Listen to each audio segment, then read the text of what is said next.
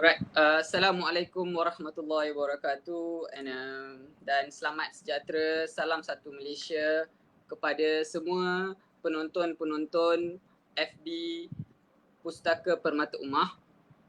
Saya mengucapkan ribuan terima kasih untuk bersama dengan kami pada malam ini, dan tuan-tuan, puan-puan yang berada bersama dengan live kita menunjukkan tuan-tuan dan puan-puan sangat sayang kepada negara kita, dan atas asbab itu tuan-tuan puan-puan berada di sini.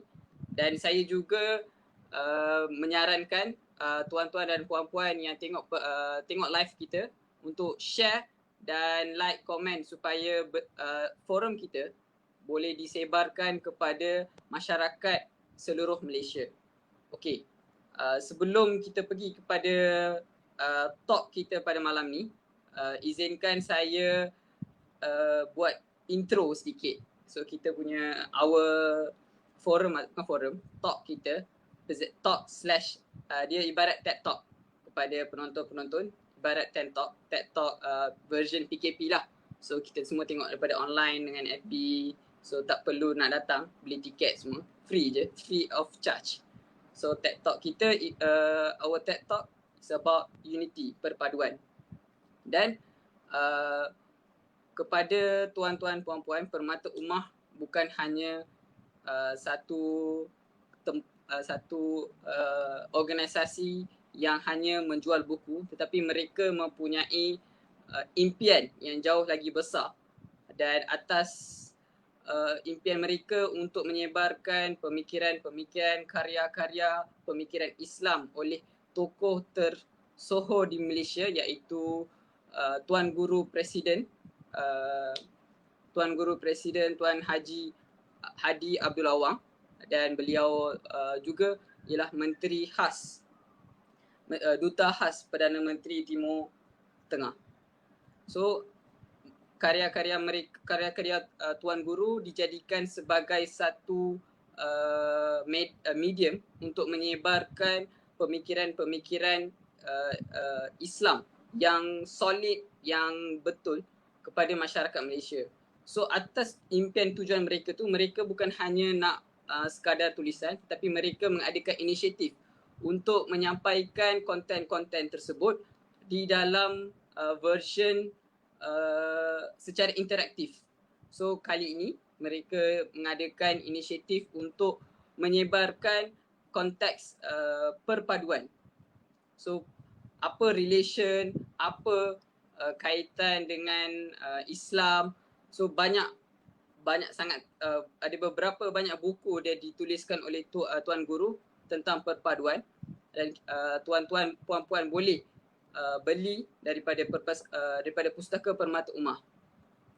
So terima kasih kepada Pustaka Permata Ummah atas inisiatif mereka, dan kita straight to our program pada malam ni. Program pada malam ni ialah seperti mana saya sampaikan, ianya TED Talk version PKP lah.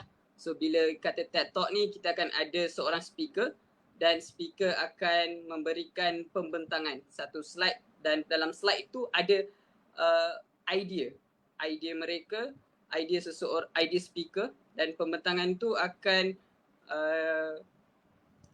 menjadi satu buah fikiran kepada penonton. Okay, semua orang clear? Ada tak terlampau laju ke? Everybody, kalau clear, kita sebelum saya introduce siapa speaker tersebut, saya minta tuan-tuan dan puan-puan untuk komen clear atau tak, supaya saya tak shock sendirilah. Okay ke? Alright, jadi tanpa kita melengahkan masa dan bebel-bebel saya ni, saya introduce, saya memperkenalkan speaker pada talk kita malam ni, iaitu Dr. Fairuz Azmi. Dan doktor ni memang beliau lecturer di UiTM Sungai Buloh, dan beliau juga merupakan aktivis masyarakat. Dan apa maksud aktivis ni ialah selain daripada career doktor beliau juga melakukan aktiviti-aktiviti kemasyarakatan dalam konteks perpaduan. Beliau juga menjadi ahli dalam NGO Unity Global Network. Beliau juga yang paling signifikan, beliau juga pengurusi untuk NGO Padu. So NGO Padu tu ialah Pertubuhan Perpaduan Anak Muda Malaysia. So sangat besar harapan beliau untuk konteks perpaduan, dan beliau juga ialah antara aktivis untuk PAPISMA, iaitu student chapter untuk budak-budak medical students lah. Dan banyaklah lagi kalau saya nak sebut tentang apa yang beliau lakukan sepanjang hidup beliau dan selain daripada karier beliau. So tanpa kita melengahkan masa, saya menjemput Dr. Fairuz untuk menyampaikan pembentangan beliau tentang perpaduan. Jadi persilakan. Assalamualaikum Doktor. Sihat Doktor? Assalamualaikum Doktor. Sihat Alhamdulillah. Okay. Boleh dengar? Clear ke suara? Penonton boleh give some feedback, okay ke?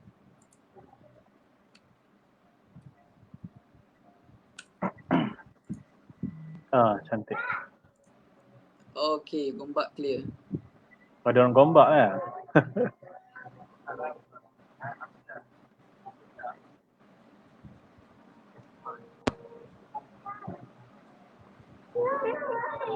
Ulu Kelang pun ada.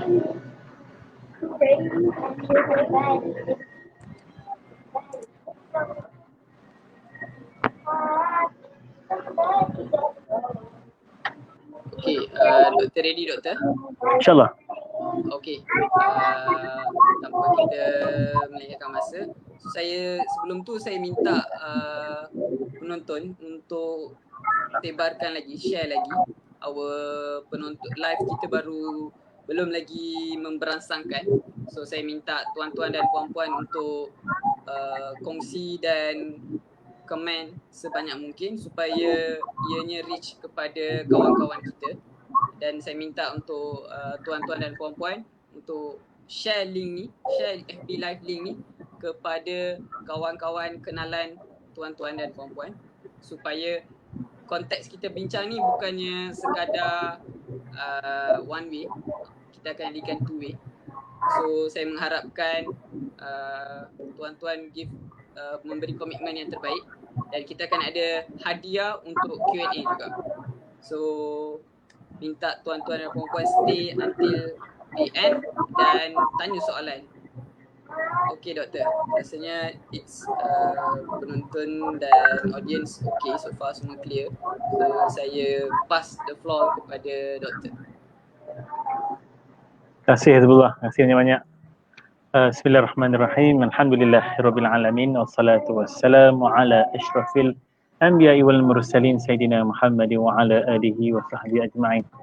Kena bagi hadiah lebih sikit lagi Hizbullah ni dipuji melangit hari ni malam ni.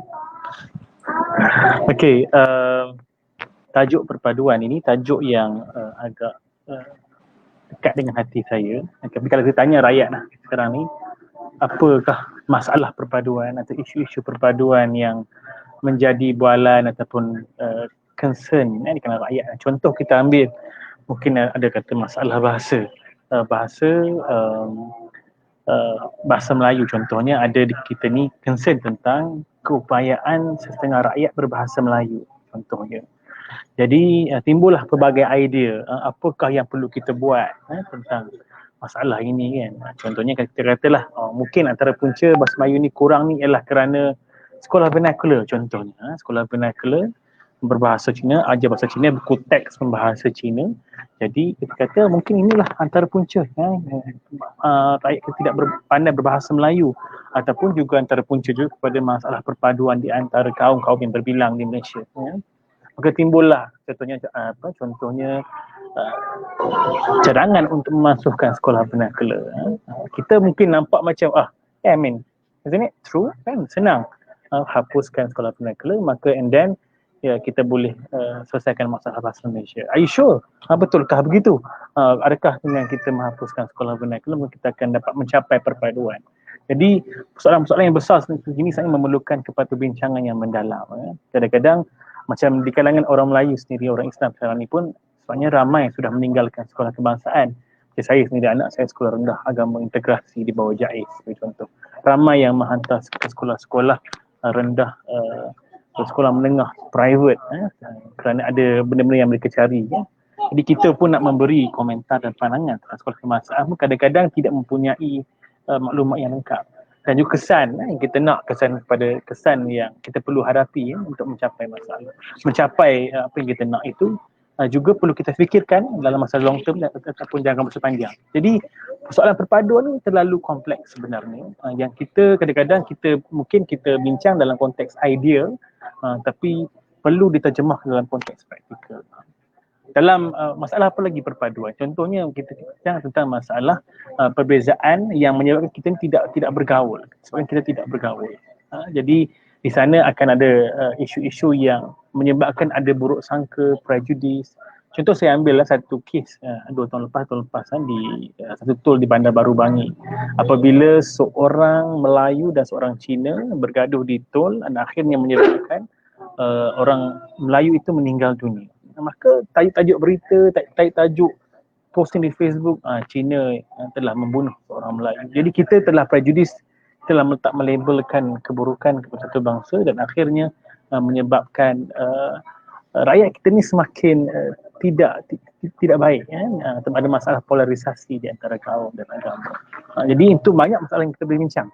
Malam ni saya tak nak bincang soal masalah ini sebab kalau kita nak bincang tentang soal apa yang kita nak buat, tentang masalah perpaduan yang ada, memang takkan habis, untuk kita tak cukup. Dan malam ni saya nak kongsi benda-benda yang terlalu simple, very basic.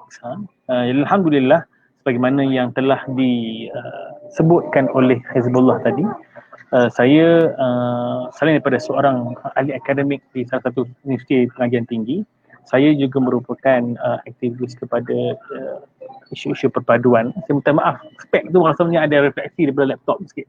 Mungkin tak apa nampak muka. And then maka dengan itu sejak saya pulang daripada Ireland tahun 2012, saya terlibat dan banyak pengalaman yang setelah saya lalui di peringkat tempatan. Saya tinggal di Gombak dan juga di peringkat nasional atau peringkat state yang saya boleh kongsikan untuk kita mencapai apa yang kita nak capai daripada kita sebagai seorang rakyat Malaysia hidup dalam sebuah negara yang majmuk. Sebab kalau kita bincang, hari ini saya nak bincang praktikal. Saya nak bincang apa yang saya dah buat, apa yang saya dah lalui dan apakah cadangan-cadangan saya kepada rakan-rakan yang mendengar sekarang ini. Itu yang saya nak kongsikan dengan sahabat-sahabat sekalian. Jadi kalau boleh tu kat kongsilah, insya-Allah kalau rakaman ataupun live pada malam ini untuk insya-Allah kita sama-sama menjadi ejen dan duta kepada perpaduan insya-Allah. Jadi saya nak kongsikan beberapa slide secara beberapa slide kongsikan di sini.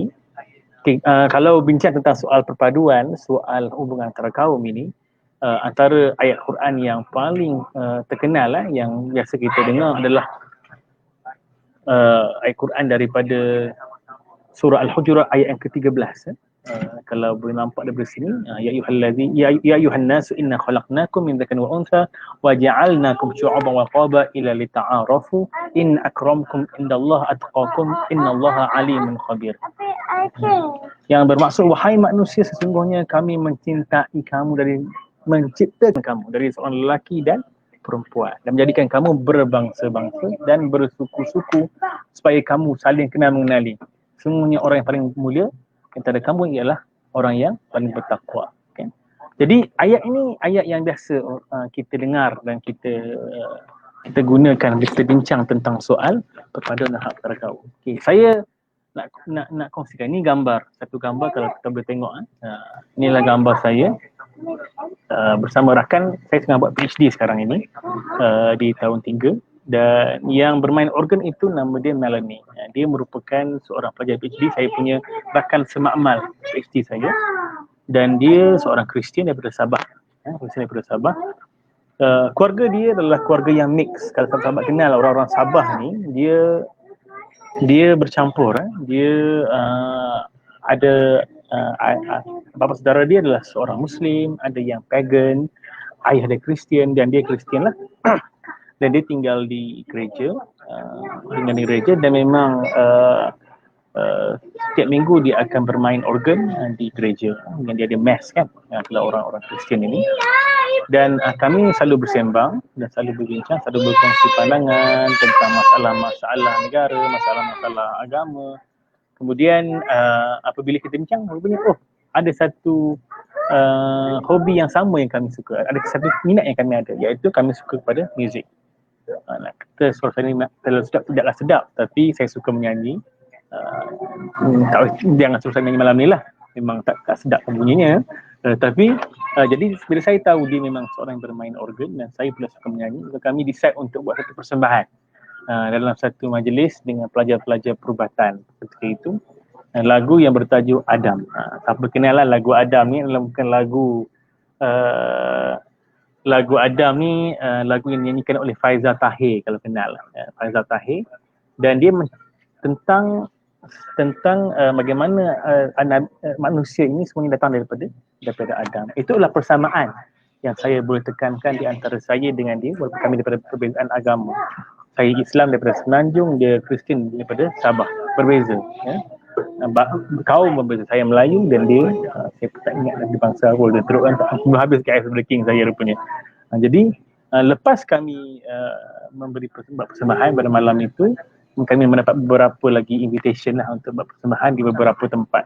Kerana keunikan kami daripada kami datang daripada, maksud saya ada perbezaan daripada Semenanjung Muslim dan juga Sabah, seorang Kristian. Jadi orang suka dengan pembawaan yang kami bawa kepada penonton itu, dia banyak invitation.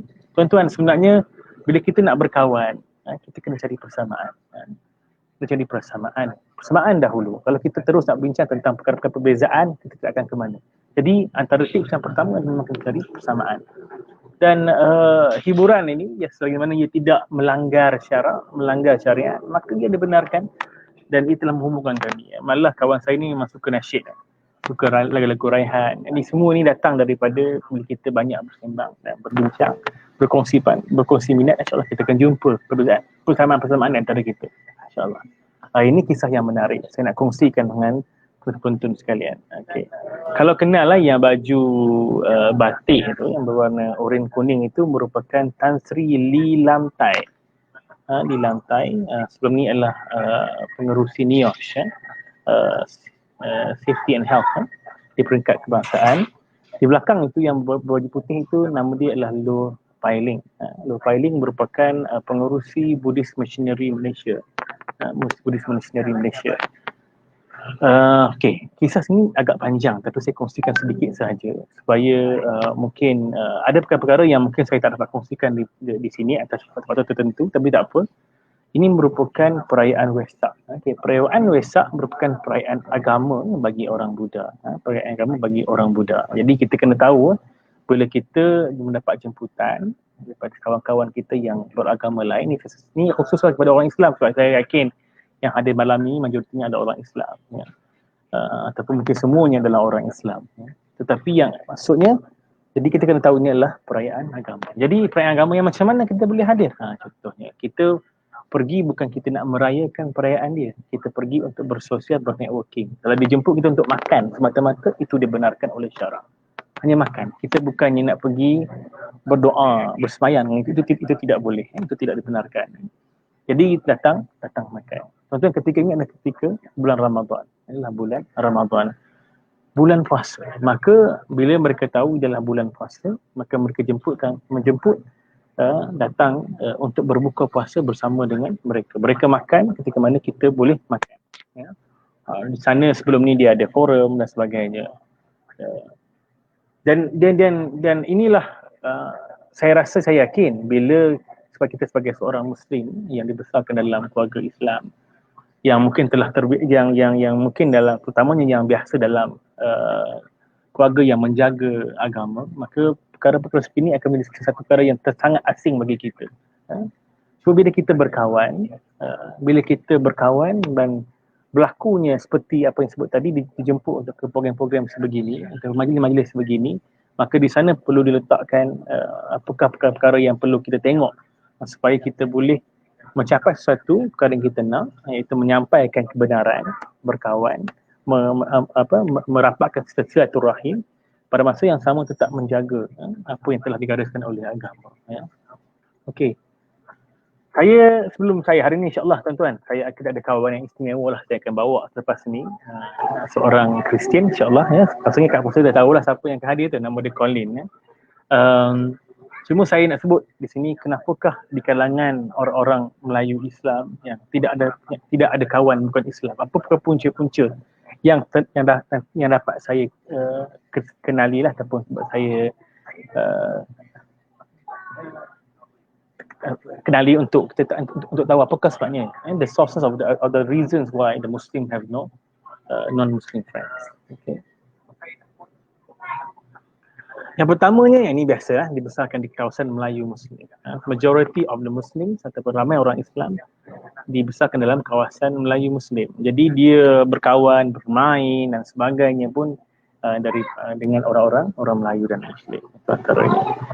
Yang keduanya adalah pendidikan. Ada daripada sekolah, daripada tadika lagi memang pasti sekolah tadika ABIM dan sebagainya. Apa yang tadika lah, banyak sekali Islamic tadika. Kemudian pergi ke sekolah rendah agama, tahfiz Quran dan sebagainya, pergi ke sekolah menengah agama, pergi ke universiti UIA yang majoriti juga Muslim, atau pergi Mesir, mungkin pergi ke Jordan ya sebagainya, di mana kita berkawan dengan majoriti orang Islam. Jadi kita tidak biasa berkawan dengan orang bukan Islam. Ketiganya skeptikal terhadap orang bukan Islam, sebab kita hidup terutama sekarang ni zaman media sosial, di mana kita banyak membaca di media sosial perkara-perkara yang mungkin fakta yang tidak tepat, tetapi menurut kita ada skeptikal, kita ada prejudice, kita ada sangka buruk terhadap orang-orang yang bukan Islam ya. Benda ni ada dalam masyarakat kita, dan juga mungkin takut dimurtadkan, takut mungkin ada benda yang kita ni tak ada niat tak baik ni kan, contohnya kita pun tidak berkawan. Semangat dakwah yang nipis, semangat untuk menyampaikan kebenaran yang tidak kuat, takut terlibat dengan perkara yang haram, ini biasa. Seperti sebut tadi lah, kalau saya dijemput kamu atau siapa-siapa yang mendengar ni dijemput untuk pergi ke program-program yang berkaitan dengan agama, kita pun takut terlibat dengan perkara yang haram dan kurang faham berkenaan dengan ilmu muamalah dengan orang bukan Islam. Ini yang saya gariskan sedikit sebanyak tentang apa yang saya rasakan merupakan punca kepada masalah tidak berkawannya orang Islam dengan orang bukan Islam. Itu kalau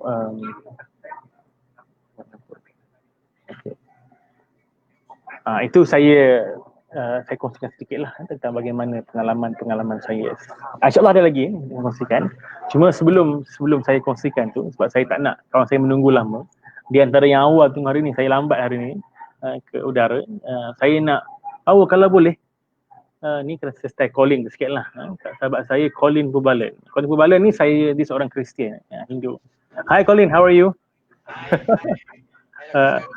Saya nak kenalkan Colin. Colin ini saya kenal program-program interfaith, program-program dinner, makan malam, program-program pernah buka puasa pun pernah.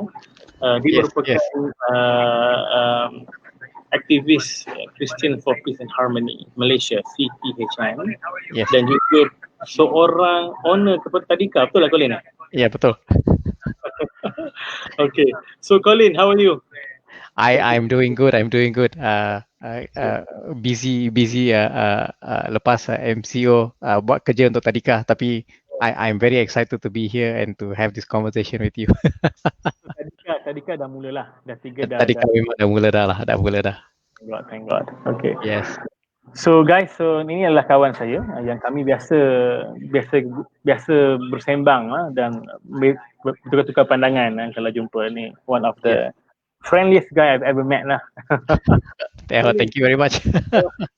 Before we go on, mungkin because we have a lot in mind, because banyak you involved dengan program-program macam aktiviti-aktiviti yang melibatkan perpaduan.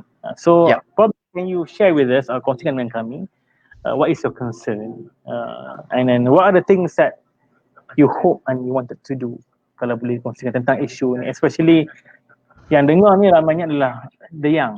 They are probably in the teens or in the early 20s. So they're not as old as us lah. So probably you can share and share with everybody what is your thought on the issue. Thank you. Okay. Sure. I campur-campur lah bahasa Inggeris bahasa Malaysia lah. So sebahagian daripada concern saya is actually lagi the more years as we progress on in Malaysia, lagi banyak I nampak more polarized the different races with the different religions, where they don't actually bercampur gaul, and then they don't actually mix together and talk. I know this true for a lot of the people who I go to church, which kebanyakan mereka I think tak cakap bahasa Melayu. So, and it's not just tak cakap bahasa Melayu, dia tak nak belajar bahasa Melayu. I also have that concern as well. And then I also see on the other side, where like you were yang Dr. Fairuz was mentioning earlier, mereka yang grew up with sekolah tafiz, then they sekolah agama, and then they go to university, which is all only with Muslim or Malays. They don't actually get a chance to bercampur gaul dengan non-Muslim friends. My concern is my big concern is bila dia akan jumpa, time dia akan jumpa is time dia orang kerja, and usually time itulah culture shock for both sides akan bermula, dan always ada selisih faham. And selisih faham tu okay, tapi it doesn't end there. My biggest concern is 5-10 years down the road, it will bercanggah and will have a racial war, which is something I don't want to see happen at all. And so on my side, I always do everything I can to actually try and bring people together to sit down and talk. And I think in my view, in my eyes, I don't see it as a religion issue. It is more of a cultural issue. Sebab dua side tak pernah jumpa pertama kali. So I feel kita perlukan macam moderator untuk moderate supaya bila diorang jumpa ada somebody who understands both sides. And so that is what I've been trying to do for on my side, and then also my, the organization that I'm with CPHM, they're also trying to do that as well. It is to bring people together and sit down and talk. So some of the things that we've been doing is that I especially with some of our friends from UIA, they have come and visited. Harmony visit to our church. We have also done Harmony visit to the mosque, where the people from the mosque, the imams actually explain to us what's going on, what happens here, what happens there. Then there's also like we try and bring people to do activity together, and so after the activity, diorang duduk bercakap, and each has a chance to present their own faith. So our Muslim friends will actually talk a bit about Islam. Our Christian friends will explain about what their belief is. So at least both sides actually get to understand. But that one aside, it is always important for them to meet each other as human beings, because every person is a person made by God. And if you actually understand the heart of the person, you can actually empathize dengan siapa orang itu, kenapa dia fikir macam tu, kenapa dia punya behavior macam itu, kenapa dia punya pikiran macam itu. Kalau tak berjumpa, tak cakap dengan dia, somebody else boleh cakap, ini orang macam ini orang macam ini, kita pun percaya itu orang macam itu. So kalau tak kenal, tak cinta. So kalau kita duduk dan bercakap dengan orang itu, barulah kita tahu, ini benar, ini tak benar. Ini betul, ini tak betul. So itulah yang I rasa paling penting. So ada juga kita buat macam interfaith camp, interfaith dinner, supaya orang daripada kebanyakan agama datang duduk dan kita actually boleh duduk bercakap, express viewpoint, express kita punya pemikiran.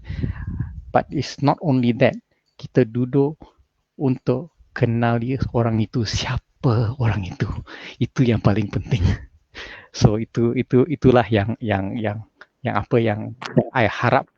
And it's not just my hope is not just doing the interfaith things. It actually happens. My goal is for it to happen in a mama shop where somebody whom I never met before does this by themselves. That would actually be the height of perpaduan lah, which I feel, at the grassroots level. Yes. Yes. Yeah. Correct. Similar concern, exactly similar concern to you. I just watched, I don't know whether I have, actually I subscribe to Netflix lah. Then there's a new documentary on social dilemma. Right. It is, ada dia pasal keburukan social media. Okay. So they tell a story about the social media, how they influence people's punya actions and attitudes. And even they can predict what you can do based on what you like and what you share. Sebab that.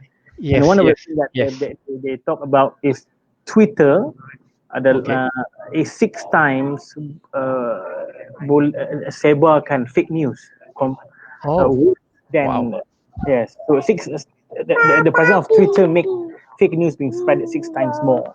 So you can imagine dalam sekarang dunia sekarang ni berbila one of the reason kenapa orang mempunyai salah faham or misconception about each other is because of the information that we are receiving from our end. Yes, I agree. It's getting more complicated nowadays, and then and you have to know that yang negatif itu dia cepat merebak berbanding dengan yang positif. So the positive punya speed.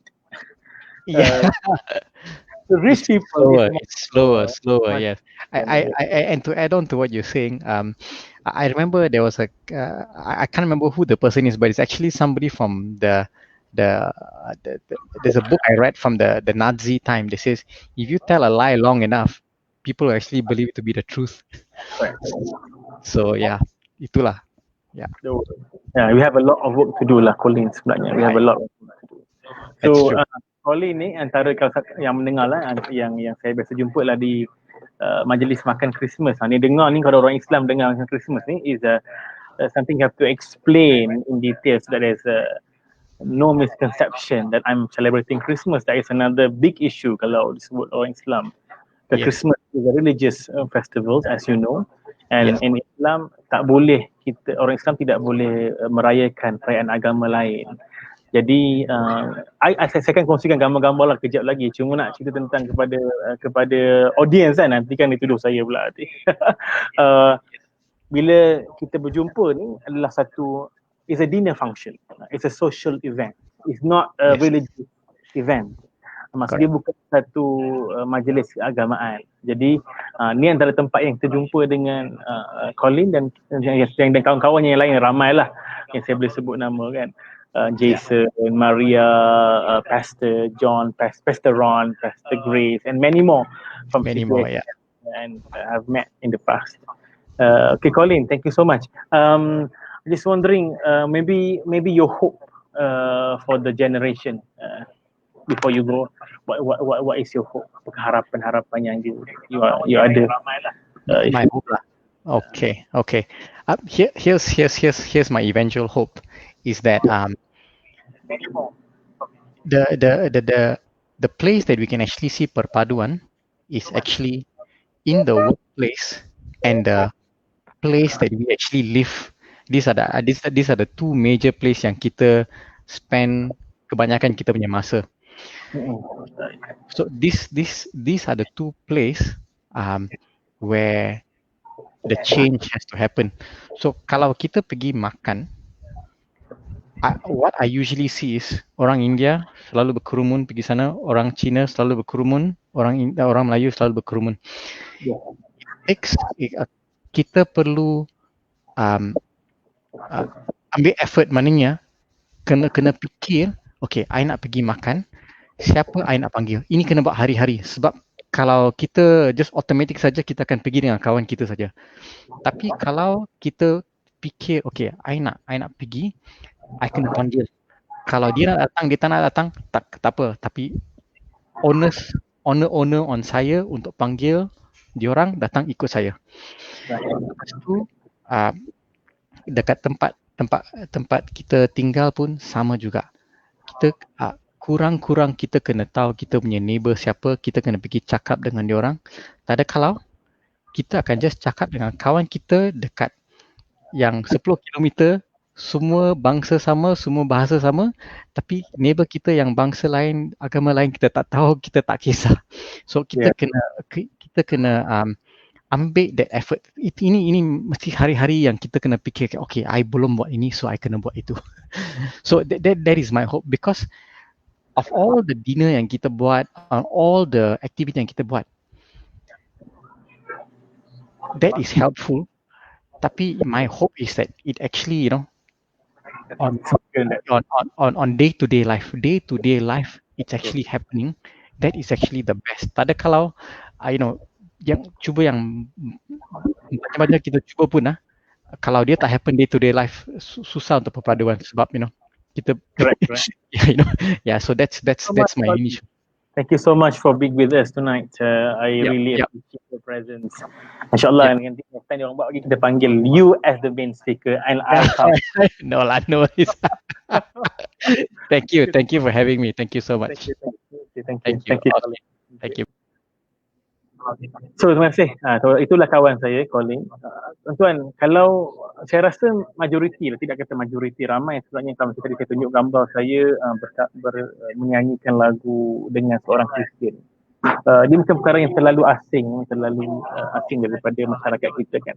Saya nak kongsikan lagi beberapa gambar daripada saya punya ni. Okay. Ini gambar ini lebih menarik untuk saya sharekan. Ini merupakan perayaan Pongal. Ini jadi jadi isu baru tahun lepas, tahun ini jadi isu yang sangat besar. Pongal ini merupakan perayaan yang berbentuk agama. Sebab dia perayaan yang macam it's like a Thanksgiving, soalan kesyukuran kepada Tuhan, matahari mereka. Saya minta maaf lah, kadang-kadang ni ada kacau daripada anak-anak belum tidur lagi. Jadi saya beberapa tahun sebelum ini memang bila sebab Pongal ni ada yang mengatakan ialah satu budaya, tapi sebenarnya bila kita bincang adalah satu bentuk agama. Jadi sebelum itu apabila saya terlibat dengan Pongal, kita tidaklah terlibat secara aktif, tetapi maksudnya kita berada di tempat program dan sebagainya, kita bantu sahabat-sahabat kita yang beragama Hindu. Kemudian apabila kita tahu dalam 2 tahun ini bila timbul beberapa isu, apa yang ikut isu Pongal ini, dia akan sedar ada isu di Pongal ini. Tentang isu Pongal ini yang selalunya berlaku pada awal Januari, pertengahan Januari setiap tahun. Bila tahu ada masalah kepada perkara syarak. Jadi kita ni orang Islam, jadi kita kena faham bahawa perkara-perkara syarak ini adalah sangat penting untuk kita menjaga. Jadi apa yang berlaku bila keluarnya fatwa daripada mufti wilayah. Ingat ketika itu keluar daripada mufti wilayah. Dan saya kata, maksudnya memang ada masalah. Maksudnya kita ni sebagai orang Islam, kita nak hadir program-program yang daripada agama lain, sebangsa lain, ada isu di sini. Jadi saya pun terus berhubung dengan kawan saya. Kawan saya yang baju hijau yang pendek sikit tu. Dan saya kata, saya terangkan tentang prinsip agama kita. Bila saya terangkan, terang, dia kata, doktor, I want to advise you. Kata, please don't come semasa majlis Pongal berlaku. Datang hanya bila selesai upacara keagamaan. Okey. Dia selalunya begini, selalunya bila kita yang terang, kita yang tak nak hadir. Tapi dia terbalik. Kali ini, pas kita terang tentang kita punya agama, dia yang advise kita jangan hadir. Ini maksudnya persefahaman dan berkawan itu sudah sangat serasi. Mereka mula menghormati agama kita. mereka menghormati kepercayaan kita. Bila dia hormat agama kita, kepercayaan kita, maka dia akan advise kita untuk buat ataupun jangan buat benda yang melanggari agama kita. Ini tahap yang kita perlu capai. Kalau kita nak mencapai perpaduan di antara kaum dalam negara, keharmonian, kita nak rakyat bersepadu, ini benda yang penting. Berterus terang dengan prinsip agama sangat penting, dan kita memahamkan orang tentang prinsip agama sangat penting, sehingga dia sendiri akan advise kita untuk buat ataupun jangan buat benda yang melanggari, kena buat benda yang menepati, dan juga jangan buat benda yang melanggari agama kita. Okay. Saya nak kongsikan sikit nanti adik-adik. Adik-adik lah majoriti yang muda belakang, bukan ada abang. Ada abang Zarizan ada rupanya. Tips mula berkawan. Apa ya? Antaranya niat. You have to have a niat yang sangat baik. Kena ikhlas. Kena jujur. Sebab kalau kita kawan dengan orang Cina, orang India, orang Kristian, orang Buddha, tapi kita tidak ikhlas, orang boleh tahu, orang boleh rasa kita berkawan ini ada udang di sebalik batu. Ada sebab-sebab yang lain. Ada sebab-sebab yang lain. Yang kedua, ilmu komunikasi. Kena ada ilmu komunikasi. You have to know. There's a skill dia. Di communication ni ada skill dia. Perlu ada basic komunikasi. Kalau tidak mampu ke special course, kita boleh dengar banyak video-video yang di YouTube dan sebagainya yang boleh kita belajar tentang communication skill yang penting. Kena smile, kena banyak senyum, kena banyak menunjukkan kita ni sangat selesa dengan kawan-kawan kita yang bukan daripada orang Melayu atau orang Islam.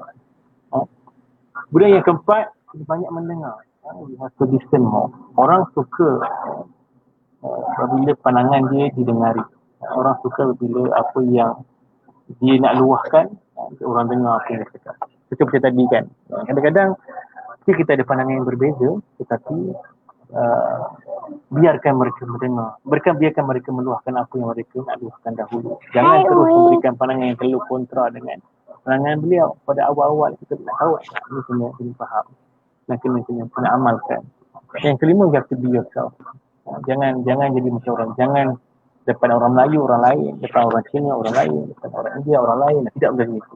Kena be yourself. Kena jujur dengan diri kita. Be yourself, jujur. Dan bila kita ikhlas berkawan, dia akan the long term effect kita akan dapat rasa. Dan jangan jadi judgemental, because people can change, orang boleh berubah, dan kita tidak tahu apakah akhirat hidup kita.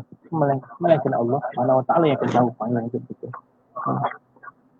Dan mesti ada basic, ada good public knowledge, pengetahuan dan general knowledge, contohnya bola sepak dengan lelaki, because inilah yang akan menghubungkan di antara kita yang berbeza-beza agama dan kaum.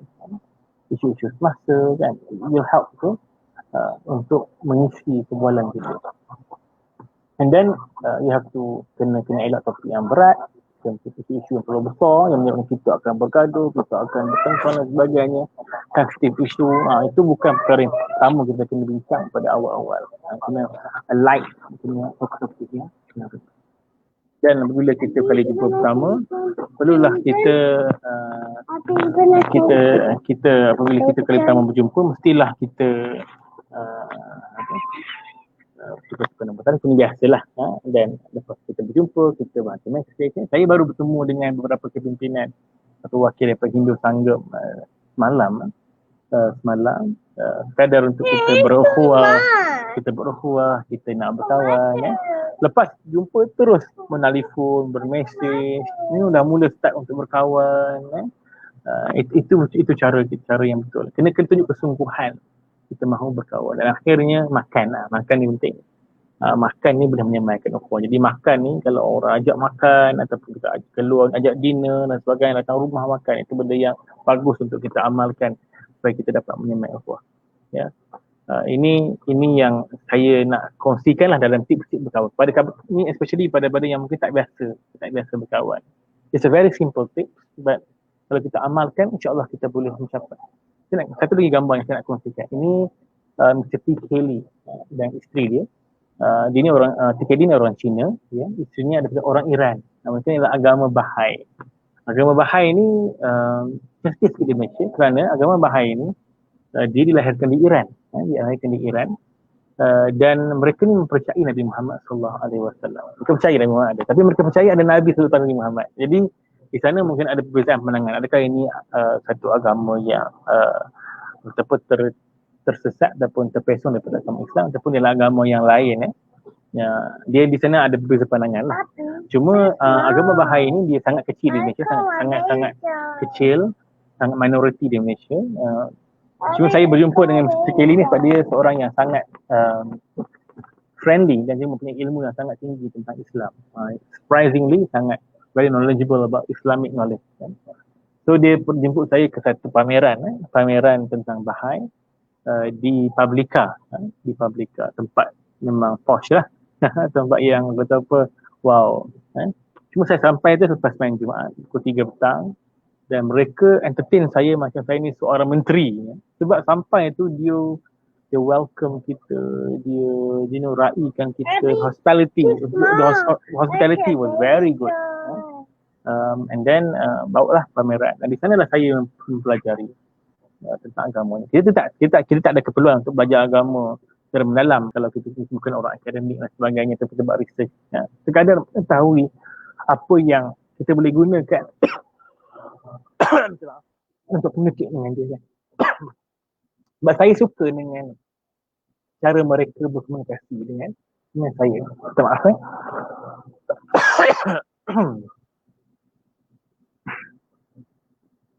Okay. Ini satu gambar yang saya nak kongsikan dengan para pendengar sekalian. Ini merupakan jiran saya yang tengah tu, yang perempuan, Cikgu Jaya, bekas seorang guru, seorang India, seorang Hindu, dan dia baru kematian ibunya. Jadi majlis pengumumian ni adalah majlis agama kan. Jadi majlis agama ni biasanya kita takut nak pergi ya, sebab dia keagamaan ya. Sebab kita sebagai orang Islam kita nak menjaga syarat kita. Cuma kita ni adalah seorang kawan nak meraihkan kawan yang lain yang sedang kesedihan, yang baru kehilangan ahli keluarga. Bagaimana? Dalam rumah itu ada upacara keagamaan ya, yang kita maaf sekejap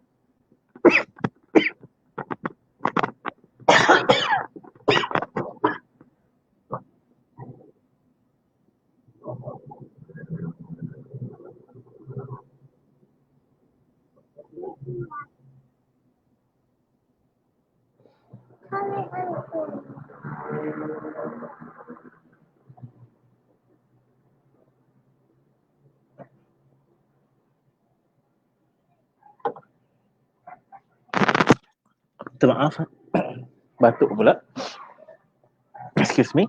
Okey, jadi macam mana kita sebagai seorang Muslim yang kita tahu bahawa di sana ada upacara keagamaan, maka pastinya kita tak bolehlah terlibat dalam religious punya event. Jadi kita hadir, kita meraihkan, kita menghormati, kita nak bagi dia rasa gembira kan dia baru kehilangan ibu dan sebagainya. Jadi kita hadir bercakap itu sahaja ya. Jadi dan kehadiran kita memang menggembirakan dia. Jadi kita bila kita kawan, semuanya kita kena kawan macam mana kita kawan dengan orang Muslim ya. Cuma di saat Muslim ni ada lebih lagi lah ya, sebab dia saudara kisah akidah kita ya. Jadi benda-benda ini perlu kita jadikan macam kita kena biasakan bila kita berkawan dengan orang-orang yang bukan seagama dengan kita. Okey, saya nak kedua dulu sementara. Okey, itu antara perkara yang maaf lah tadi tempat sebelah lari dia ni, sebelah beranda ni dan dapur di sana, ambil air sikit, batuk pula malam ni. Okey, jadi itu antara pengalaman saya lah. Saya akan share sikit lagi. Cuma sebelum saya share itu, saya nak tengok soalan-soalan yang ada di Facebook kita untuk kita jawab. Sementara saya menunggu ambil air sikit, batuk pula malam ni. Okey, Jadi itu antara pengalaman saya lah. Saya akan share sikit lagi. Cuma sebelum saya share itu, saya nak tengok apa nama soalan-soalan yang ada di di Facebook kita untuk kita jawab. ni sahabat Sementara ni, saya menunggu apakah solusi perpaduan nasional yang boleh ambil air sikit. hasil amalan Batuk pula malam ni. masing-masing? Okey. Okey. Ini orang Jadi itu antara pengalaman saya lah. yang- Saya akan share. yang bertanya ni pun hebat dah ni Abang Zariza ni ya. Okey. Saya antara perkara yang kalau saya boleh cadangkan lah dan kalau saya boleh berikan pandangan terutamanya kepada yang mana yang terlibat dengan NGO dan sebagainya adalah kita perlu memperbanyakkan diskusi. Sebab kita kena faham banyak masalah Islamofobia, masalah takut pada Islam, masalah salah faham kepada Islam yang menyebabkan mereka melakukan perkara-perkara yang kita rasa sangat sensitif terhadap agama kita adalah kerana mereka tidak faham tentang agama kita. Okey. Ada mungkin sebilangan kecil yang mungkin sengaja untuk memburuk-burukkan walaupun dengan pengetahuan. Itu mungkin ada yang ekstrim. Tetapi majoriti sebenarnya tidak faham, tidak tahu, tidak biasa. Okey. Siapa pernah dengar, siapa pernah tengok satu video yang telah dikeluarkan di Kelantan di bawah Ustaz Fadli Syarif. Apa kenal lah yang berhormat Pasir Mas. Iaitu dia buat satu video di bawah Akademi Anak Muda. Dia buat satu video, dia interview beberapa orang Cina di Kelantan tentang adakah mereka tahu apa itu Maulidur Rasul. Maulidur Rasul ni di Malaysia adalah satu cuti. Tetapi orang bukan Islam duduk di sebuah negeri yang majoriti Muslim, ya, ramai yang tidak tahu apakah itu Maulidur Rasul, Maulid Nabi, apakah itu. Maksudnya kita duduk sekali dalam satu negeri yang sama, berjiran, tetapi kita tidak communicate, tidak berhubung antara satu sama lain. Menyebabkan akhirnya perkara-perkara yang sebegini pun, yang sebenarnya mudah untuk kita perjelaskan dan kongsikan pun tidak berlaku. Maka kita boleh bayangkan banyak benda sebenarnya yang menyebabkan ramai rakan-rakan yang dengar ni, saya yakin majoriti adalah Muslim ataupun mungkin semuanya adalah Muslim. Apakah kita nak mencapai, kalau kita bincang tentang Islam itu telah terbukti semasa zaman Rasulullah SAW telah menjadi ketua negara di Madinah, di mana rakyatnya majoriti orang bukan Islam, majmuk pelbagai agama, Islam itu adil kepada semua, terbukti, ya.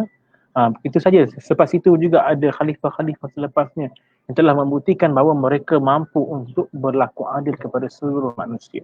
Jadi kita nak mencapai tahap itu memerlukan kepada kita perlu berkomunikasi dengan baik dengan orang-orang yang tidak seagama dengan kita. Baru kita boleh mencapai apa yang kita nak capai. Ya. Saya nak teruskan sikit lagi, ada sikit saya nak sharekan sikit lagi, ya, tentang apa yang telah saya sediakan pada hari ini, pada malam ini. Okey. Apakah tanda-tanda orang Islam selesa berkawan dengan kita? Ni mungkin kalau Colin dengar, Colin, kalau saya geram mungkin saya panggil dia sekali lagi. Okey.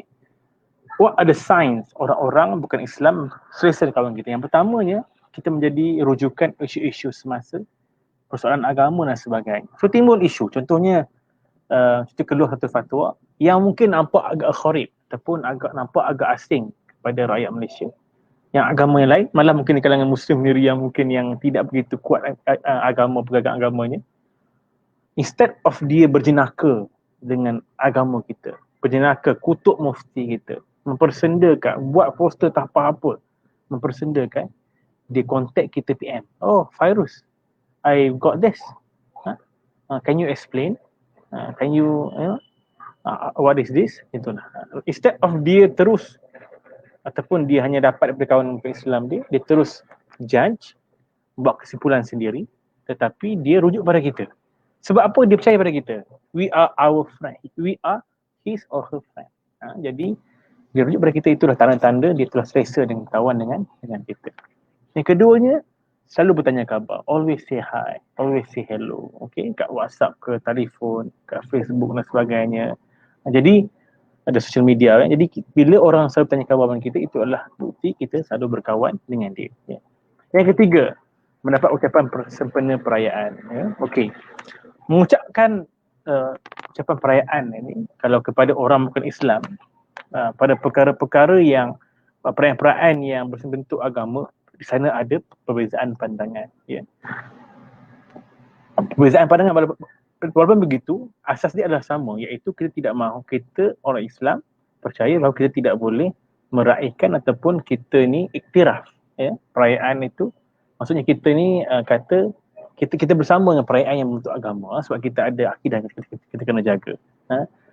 Cuma yang membenarkan, ulama yang membenarkan ucapan itu, ucapan yang sekadar meraihkan persahabatan, tidak mengiktiraf ataupun kita tidak kata, kita tidak bersama dengan perayaan yang bentuk agama tersebut. Itu dibenarkan.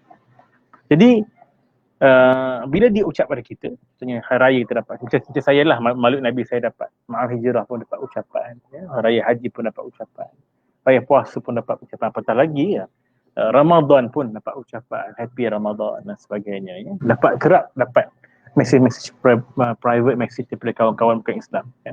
Jadi bila tiba-tiba datang di Pavali, dia mesti fikir 2 kali, nak ucap tak nak ucap, contohnya kan. Jadi saya ambil pandangan yang kedua, membenarkan ucapan, tapi kita boleh tukar cara ucapan kita kerana kita nak meraihkan persahabatan kita, ya. Di sana perlu kita tengok situasi, ya, yang tertentu, yang itu kita buat keputusan yang bagi kita untuk menjaga persahabatan dan mendekatkan mereka kepada kebenaran pada agama kita, kan. Kita nak bawa mesej yang harmoni, yang baik kepada mereka.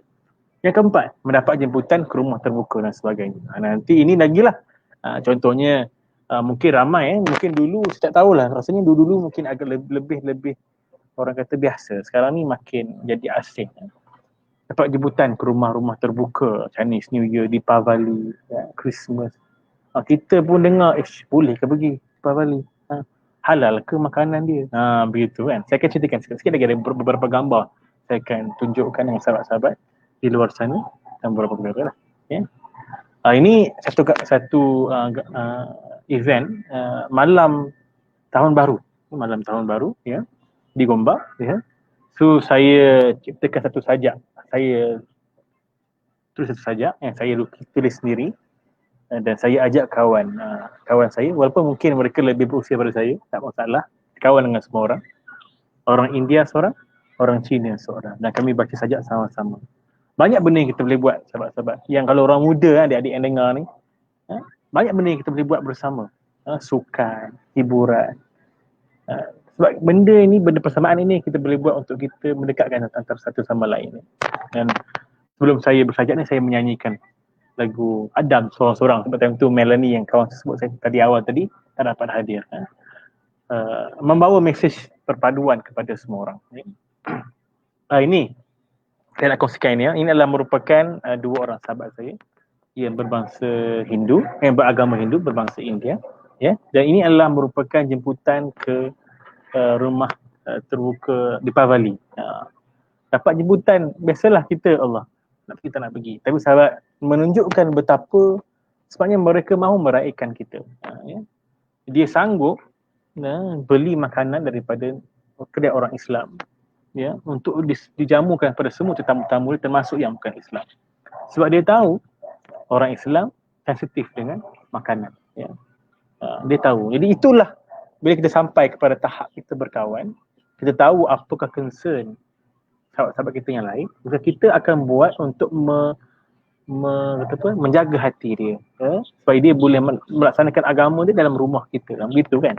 Sama juga kita, kalau kita jemput orang India datang rumah, jangan sediakan daging lembu contohnya, sediakan daging ayam, sediakan vegetarian, sebab ada mereka yang vegetarian. Itu kita memahami budaya dan agama dia, dan kita menghormati dia sebagai tetamu kita, maka kita sediakan apa yang dia suka dan apa yang dia boleh makan.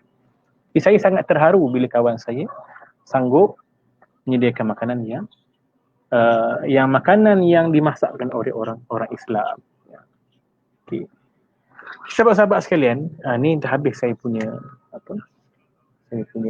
sharing pada malam ni. di PowerPoint. Jadi masalah perpaduan ini masalah yang kita semua dapat rasai. Macam tadi disebut oleh Colin, polarisasi kaum. Jurang perbezaan di antara agama dan antara kaum itu nampaknya semakin teruk. Dan saya berpandangan lah antara perkara yang menjadi punca adalah social media.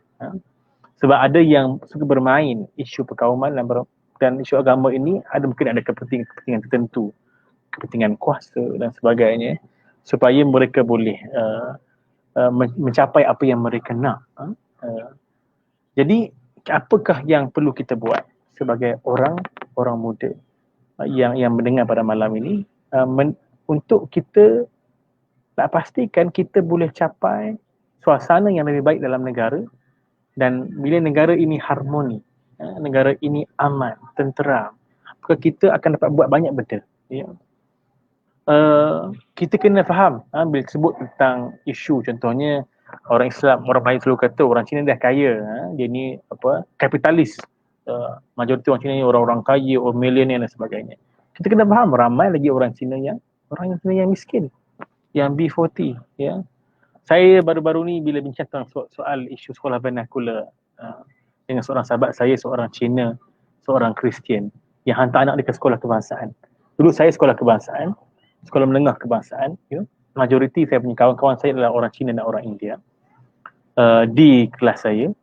Dan dia sebut, sebab saya ni dah lama dah tinggal kat sekolah kebangsaan ni, dah tahun 2000, dah 20 tahun sekolah kebangsaan saya tinggalkan. Dia sebut, dia kata antara perkara yang berlaku dalam sekolah vernacular ni adalah dia punya subjek bahasa Melayu. Ini yang disebut, saya quote apa yang dia cakap, adalah lebih rendah kualitinya berbanding dengan apa yang diajarkan di sekolah kebangsaan. Okay. Jadi apabila mereka habis darjah 6, kemudian mereka ke sekolah menengah kebangsaan. Sebab dia kalau tiba-tiba dia tidak ada sekolah menengah jenis kebangsaan, dia sama ada sekolah menengah kebangsaan, tapi mereka pergi ke sekolah menengah persendirian Cina. Antaralah yang option yang ada. Dan ramai mungkin yang boleh catch up balik dengan apa yang diajarkan di sekolah. Form 1, Form 2 dan Form 3 dan sebagainya. Tetapi disebut memandangkan apa yang diajar di sekolah jenis kebangsaan itu kurang. Jadi menyebabkan ada di kalangan mereka yang tidak begitu mampu untuk catch up dengan apa yang diajarkan di sekolah, ketinggalan. Dan bahasa Melayu ni merupakan subjek yang wajib lulus. Bila dia wajib lulus, maka ada yang drop out. Inilah di kalangan B40 antaranya yang ramainya yang akhirnya terlibat dalam kerja-kerja yang tidaklah kaya lah, sebagaimana kita sebut, kita sinonimkan dengan orang masyarakat Cina.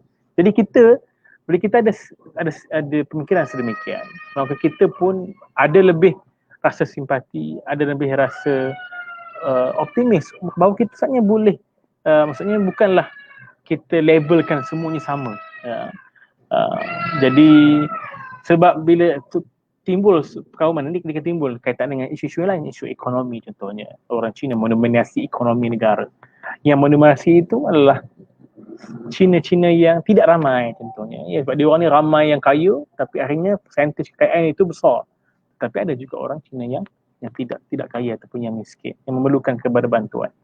Jadi bila kita ada sikap pemikiran seperti itu, kita lebih akan terbuka dan kita boleh melihat bahawa sebenarnya di sana ada banyak perkara yang kita kena buat dalam kita memastikan kita ini terlibat sebagai ejen perpaduan kepada semua, adil kepada semua.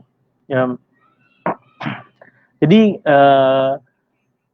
gagasan pemikiran yang nak dibawakan oleh Tuan Guru Haji Abdul Hadi Awang tentang soal Islam memimpin masyarakat yang berbilang kaum ini perlu disambut. Ideal apabila orang Islam perlu bersatu, dan di sana perpaduan itu akan membuahkan kekuatan dan akhirnya akan menarik orang-orang yang bukan Islam untuk bersama dengan kita. Di peringkat yang bawah, kita yang mendengar pada malam ini, kita kena memainkan peranan sebagai ejen perpaduan untuk mengenali dan mendekatkan orang-orang bukan Islam kepada kita.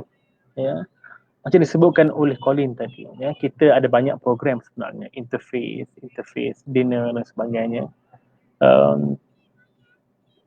Dan apa yang penting daripada program-program sedemikian yang kita boleh buat, ya, kalau macam ada banyak NGO yang kita buat kan, dan kita perlu interpret dan implementasikan dalam seharian kita.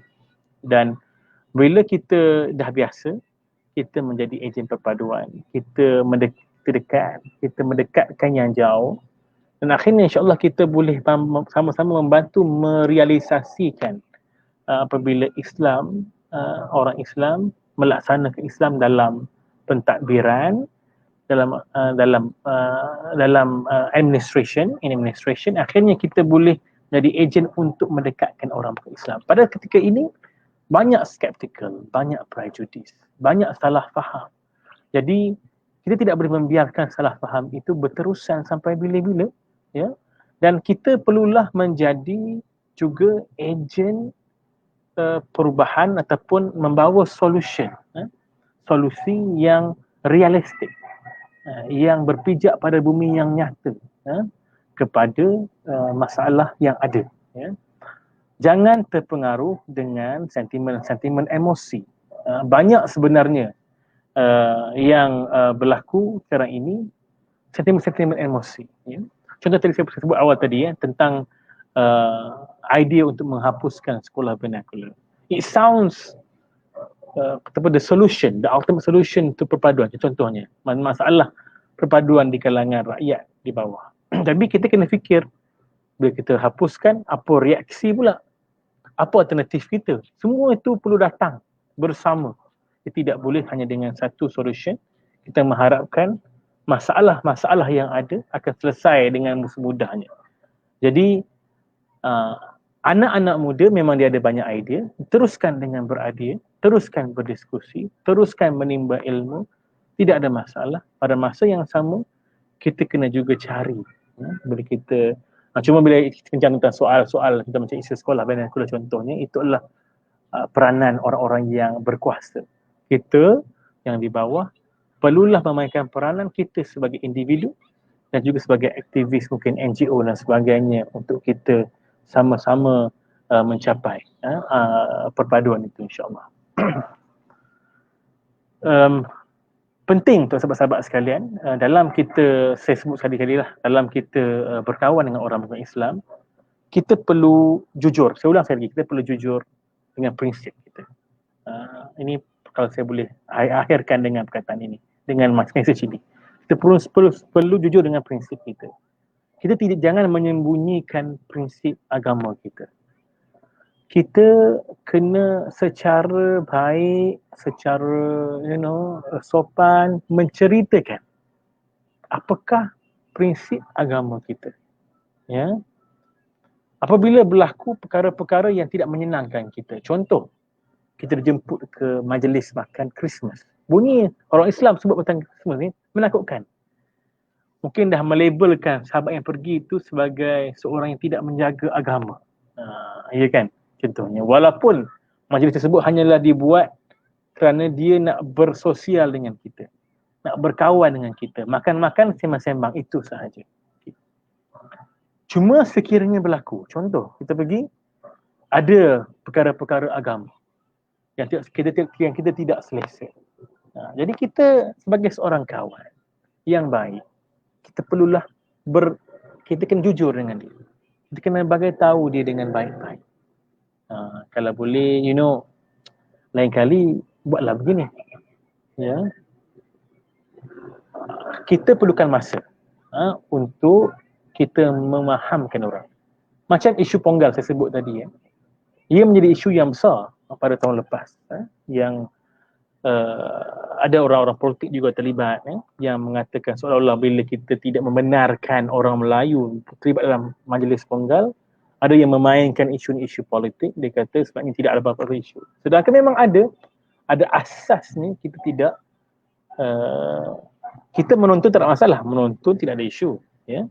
Tetapi selalunya apa yang berlaku adalah kita anak-anak terlibat sekali, masak nasi sekali, susu keluar sekali, sebab itu semua ritual agama, ya. Dan di sana kita perlu jujur, kita kena bagi tahu. Ya, kena bagi tahu. Dan apabila kita mampu untuk jujur dan beritahu, itu adalah tanda-tanda kita ni dah berkawan dengan baik. Ya. Sama juga apabila dia melanggari batas agama kita. Ataupun dia bercakap melanggari apa yang sepatutnya dia jangan cakap. Ya. Maka kita sebagai seorang kawan, kita kena memahamkan dan memahamkan dan memberikan faham kepada dia, ya, dengan bahasa yang baik. Benda-benda ni perlu menjadi satu amalan, ya, supaya akhirnya kita dapat mencapai apa yang kita nak capai dalam negara ini dalam konteks perpaduan. Okay.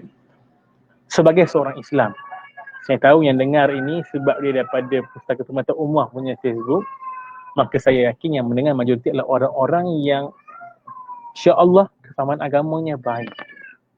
Di luar sana ada orang yang mungkin loose, dia punya prinsip agama dia kurang sikit. Ya. Masalah dalam Malaysia adalah apabila ramai orang yang mungkin agama dia kurang sikit pandangan dia, pegangan dia, lebih ramai, lebih mudah berkawan dengan orang bukan Islam. Jadi menyebabkan di sana ada salah faham. Ya, kadang-kadang salah faham tentang agama kerana mungkin dia memahami agama Islam melalui orang sedemikian. Saya tak nak judge siapa lah. Tapi maksudnya di sana ada antara punca-punca. Tapi antara punca juga kerana kita sebagai orang Islam yang berpegang kepada Islam tidak mahu berkawan dengan orang bukan Islam.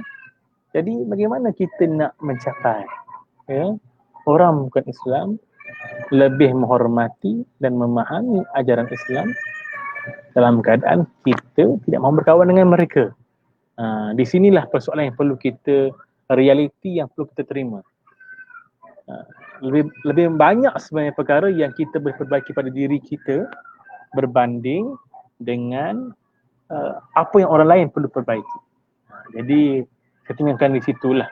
Jadi insya-Allah kita sama-sama perlu menjadi ejen yang merealisasikan Islam berkemampuan untuk memimpin masyarakat yang majmuk sebagaimana yang telah dibawa oleh kepimpinan.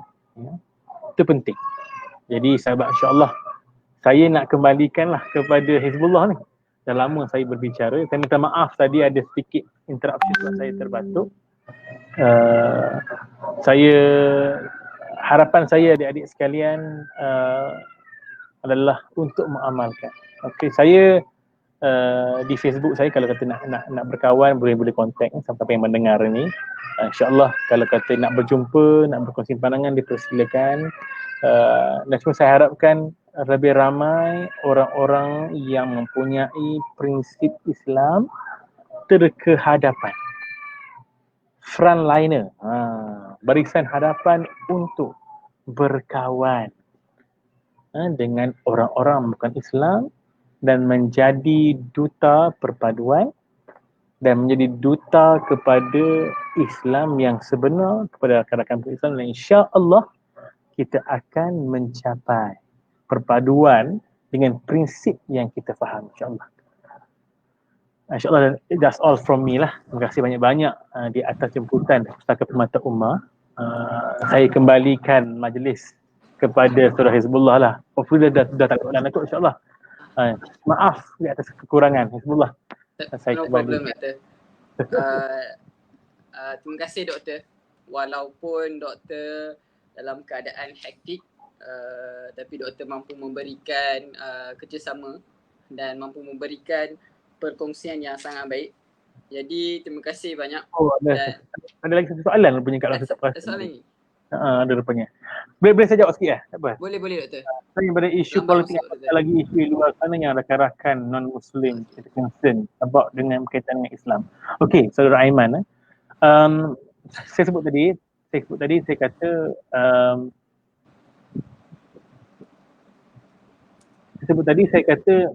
saya sangat mengharapkan orang-orang Islam yang mempunyai prinsip Islam yang baik kena banyak berkawan dengan orang bukan Islam. Okey.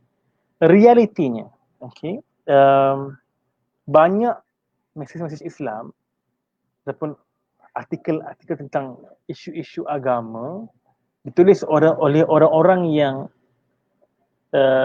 tidak dalam bidang tersebut.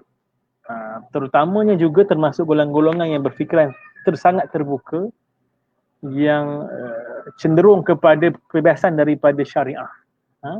Dan mereka ini menjadi rujukan di kalangan orang bukan Islam. Dia jadi rujukan. Dia jadi kata apa, sebab pandangan-pandangan ini lebih dekat dengan keterbukaan, freedom of speech yang orang-orang Islam ramai suka. Jadi tugas kita nak memperbetulkan balik kesalahfaham itu. Sukar juga sebab dia juga orang Islam yang berpandangan tersebut. Ya, di sana akan ada sedikit kena ada arts, seni dalam menerangkan supaya tidak ada salah faham. Yang kita pula dilihat sebagai orang yang judgemental kepada orang lain. Jadi isu-isu di luar sana banyak sebenarnya isu-isu agama, isu-isu hukum yang sebenarnya orang bukan Islam juga concern dan tidak faham tentang kita. Termasuk juga isu, even isu taurat, isu pewarisan harta dan banyak lagi isu-isu yang mereka confused dan salah faham.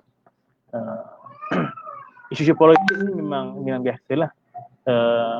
Boleh. Jadi saya sebenarnya kalau penganjur ada benarkan, saya nak minta Colin dipanggil semula, di telefon semula untuk bersama kita boleh konkludkan bersama-sama dalam majlis kita pada petang ini. Saya kembalikan kepada saudara Hizbullah. Hi Colin, oh you're back. Hi. Okay. So you heard me mumbling and talking. I don't know, hopefully there's some benefit to the audience. No, it was good. Yes, it was. Okay, tak apa, at the same time tu seperti mana Dr. Fairuz menjemput Dr. Colin, jadi kita bagi ruang untuk Encik Colin untuk menyampaikan sedikit conclusion dan hasrat Encik Colin. Okay, thank you so much Hizbullah. Thank you Dr. Fairuz. Hasrat saya has always been since I was young is that it's for all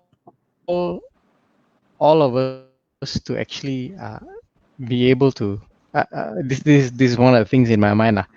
Example, all of us to be in one room that we can actually sit and talk about heavy issues or detailed issues because we already that we can actually do that in a very civilized way, face to face with each other.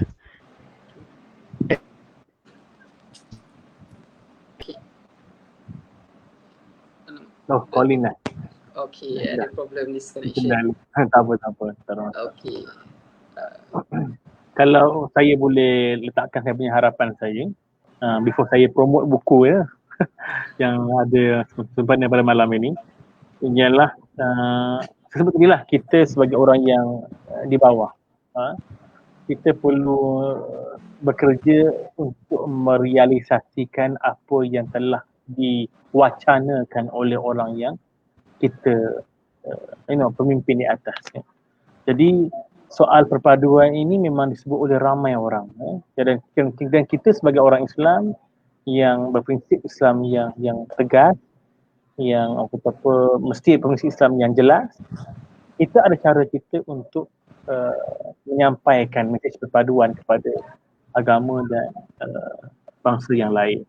Jadi saya kalau boleh saya benarkan lah, kalau Tuan boleh benarkan, saya sangat suka buku ni, buku terbaru Islam, Kebangsaan dan Kemansaan, untuk kita melihat betapa bagaimana kesayangan kita kepada bangsa bukanlah satu benda yang buruk, tetapi benda yang boleh memberikan kekuatan untuk kita mencapai perpaduan dalam negara. Dan di sana kita mempunyai tanggungjawab yang sangat besar untuk memahamkan, sebab apabila disebut tentang kebangsaan, nasionalisme, antaranya dia akan membawa satu mesej yang mungkin kurang difahami dan boleh disalah ertikan oleh ramai orang bahawa kita ni racist, kita ni asabia, membawa mesej-mesej bentuk kemelayuan dan sebagainya. Jadi penting untuk kita ada kefahaman yang baik sebegini supaya akhirnya kita boleh memberikan kefahaman kepada rakan-rakan kita. Dan saya yakin it can be easily delivered. Boleh disampaikan dengan mudah kalau kita ada kawan dan kita pandai berkomunikasi dengan kawan-kawan kita, insya-Allah.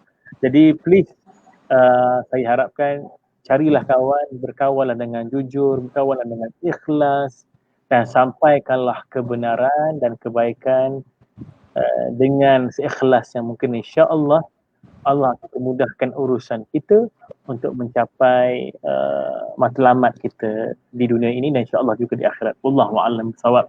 Terima kasih kepada saudara Hizbullah. Terima kasih Doktor, terima kasih Encik Kuali atas sudi untuk bersama dengan PPU untuk membincangkan satu topik yang sangat relevan sehingga kini. Dan kalau tuan-tuan dan puan-puan bersama dengan talk kita daripada awal, Dr. Fairuz telah memberikan satu pandangan yang komprehensif di mana bermulanya dengan adanya masalah dan mengambil pandangan dengan saudara bukan Islam dan bukan sebangsa pun dan bersama-sama membawa practical solution. Dia bukannya theoretical lah ataupun academician punya level yang kita tak boleh nak memahamkan dan tak boleh nak apply. Dia sangat practical dan dia sangat relevant untuk kita nak lakukan dalam harian kita. Dan antara key point yang saya rasa sangat menarik dan yang jarang dikongsikan ialah menjadi berani untuk berjujur dengan prinsip kita. Yang tu kebanyakan kita tak berani lagi nak buat dan takut kita bila sembang pasal point prinsip ni ramai yang akan mungkin menjauhi kita ke ataupun salah faham. Tapi itulah penting untuk kita mengadakan satu persamaan. Kita kena jujur, being honest with ourselves and dengan kawan-kawan kita. Jadi itu sahaja. Dan daripada kami untuk TED Talk perpaduan dan terima kasih banyak kepada Dr. Fairuz dan terima kasih. Mohon maaflah atas kekurangan. No problem Doktor. Sangat appreciate effort Doktor dan Tuan Colin sendiri. Kalau sekiranya kita diberikan peluang kali kedua untuk berjumpa, insya-Allah kita boleh mengadakan dengan lebih baik dan mungkin sepentas. InsyaAllah. Jadi mengharapkan tuan-tuan dan puan-puan share dan share key point, takeaway dan practical solution kepada sahabat-sahabat dan kepada diri sendiri untuk apply dalam apply dalam kehidupan harian kehidupan harian tuan-tuan dan puan-puan lah. Dan itu sahaja. Jadi kita akhiri forum kita dan jumpa pada sesi akan datang insya-Allah. Insya-Allah. Terima kasih banyak. Assalamualaikum warahmatullahi wabarakatuh. Waalaikumsalam. Assalamualaikum.